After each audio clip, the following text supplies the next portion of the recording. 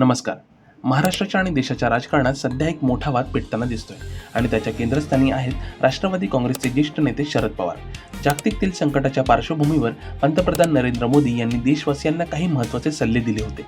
पण आता या सल्ल्यांवरच प्रश्नचिन्ह उपस्थित होत असल्याचं चित्र आहे. आज घेतलेल्या पत्रकार परिषदेत शरद पवार यांनी थेट पंतप्रधान मोदी यांच्या भूमिकेवर प्रतिक्रिया देत एक वेगळाच मुद्दा पुढे आणला. त्यांनी सांगितलं की परिस्थिती खरोखरच गंभीर असेल तर फक्त आवाहन करून चालणार नाही, तर सर्वपक्षीय बैठक घेऊन एकत्रित निर्णय घेणं आवश्यक आहे. त्यांनी स्पष्टपणे म्हटलं की पंतप्रधानांनी स्वतः अशा बैठकीत उपस्थित राहून देशातील सर्व पक्षांना परिस्थितीची माहिती द्यावी. याआधीही अनेक सर्वपक्षीय बैठका झाल्यात, पण त्यामध्ये पंतप्रधान स्वतः हजर नव्हते, हेही त्यांनी अधोरेखित केलं. याचवेळी शरद पवार यांनी एक वेगळाच मुद्दा उपस्थित केला, जो सध्या सोशल मीडियावर चर्चेचा विषय ठरतोय. त्यांनी सांगितलं की काही मंत्री स्वतःच्या ताफ्यातील गाड्या कमी केल्याचं सांगत आहेत, पण आधी एवढ्या गाड्यांची गरज होती का, असा सवाल त्यांनी केला. 17 गाड्यांचा ताफा कमी करून 8 वर आणल्याचं उदाहरण देत त्यांनी प्रशासनाच्या खर्चाच्या दृष्टिकोनावरच प्रश्न उपस्थित केला. त्यांच्या या वक्तव्यामुळे सरकार आधी खर्च करतं आणि मग बचतीचं आवाहन करतं का, असा सवाल जनतेतून विचारला जातोय. पवारांनी मुख्यमंत्री देवेंद्र फडणवीस यांच्यावरही थेट निशाणा साधला. विशेषतः राहुल गांधी यांच्याबद्दल मुख्यमंत्र्यांनी वापरलेल्या भाषेवर त्यांनी नाराजी व्यक्त केली. राहुल गांधी हे विरोधी पक्षनेते आहेत आणि ते एक संवैधानिक पद आहे, त्यामुळे अशा पदावरील व्यक्तीबद्दल बोलताना भाषा सांभाळली पाहिजे, असं त्यांनी स्पष्टपणे सांगितलं. त्यांच्या या वक्तव्यामुळे राजकीय वातावरण अधिक तापण्याची शक्यता आहे. याशिवाय त्यांनी देशाच्या आर्थिक परिस्थितीवरही गंभीर प्रश्न उपस्थित केले. रुपयाची किंमत डॉलरच्या तुलनेत घसरत आहे, यामागचं नेमकं कारण काय आहे, यावर त्यांनी प्रश्नचिन्ह उपस्थित केले.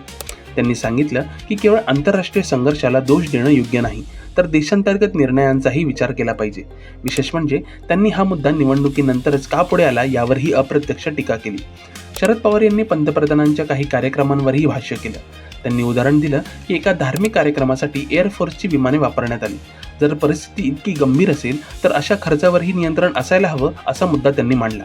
त्यांच्या या वक्तव्यामुळे सरकारच्या प्राधान्यक्रमावर प्रश्न निर्माण झाले आहेत.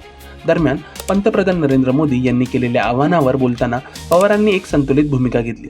त्यांनी स्पष्ट केलं की सोने खरेदी टाळण्यामागचा उद्देश चुकीचा नाही, कारण त्यातून परकीय चलनाची बचत होऊ शकते. पण एका बाजूला जनतेला बचतीचा सल्ला द्यायचा आणि दुसऱ्या बाजूला सरकारी खर्च कमी न करणे हे विरोधाभासी आहे, असं त्यांनी स्पष्टपणे सांगितलं. या संपूर्ण घडामोडींमुळे आता देशाच्या राजकारणात एक नवा वाद उभा राहिला आहे. एकीकडे सरकार जनतेला काटकसरीचा सल्ला देत आहे, तर दुसरीकडे विरोधक सरकारच्या धोरणांवर प्रश्न उपस्थित करत आहे. यामुळे पुढील काही दिवसात हा वाद आणखी तीव्र होण्याची शक्यता आहे. राजकीय विश्लेषकांच्या मते ही केवळ एक प्रतिक्रिया नाही, तर येणाऱ्या काळातील मोठ्या राजकीय संघर्षाची सुरुवात असू शकते, कारण यात अर्थव्यवस्था, प्रशासन आणि राजकीय संवाद या तिन्ही मुद्द्यांचा समावेश आहे. त्यामुळे हा विषय केवळ एका पत्रकार परिषदेत मर्यादित राहणार नाही, तर तो राष्ट्रीय स्तरावर चर्चेचा केंद्रबिंदू बनू शकतो. आता सर्वांचे लक्ष याकडे लागले आहे की पंतप्रधान मोदी या टीकेला काय उत्तर देतात.